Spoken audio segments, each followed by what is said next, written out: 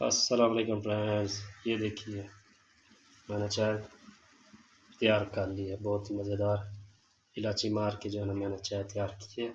जो भी मेरे पाकिस्तानी बहन भाई यूट्यूब तैयार करते हैं वो एक दूसरे को सपोर्ट लाजमी करें, चैनल सब्सक्राइब करें और जो है ना रिटर्न 24 घंटों के बाद होता है। आप सब्सक्राइब करके परेशान ना हो जाया करें। इंशाल्लाह जो हमें सपोर्ट करेगा हम उसको फुल सपोर्ट करेंगे।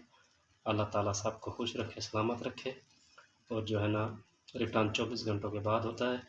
ये बात आप सब ने याद रखनी है, ये यूट्यूब की पॉलिसी है। तो कुछ लोग जो है ना समझते हैं कि शायद जिसको हमने सब्सक्राइब किया है वो नहीं करेगा, वो छोड़ के चले जाते हैं। ऐसा नहीं किया करें। मेरी दुआ है अल्लाह ताला मुझ समेत सबको इस यूट्यूब पे जो हम वर्क कर रहे हैं अल्लाह ताला हम सबको कामयाब करे, खुश रखे, सलामत रखे। और मेरे चैनल को सब्सक्राइब और वीडियो को कमेंट लाजमी किया करें। अल्लाह हाफिज़।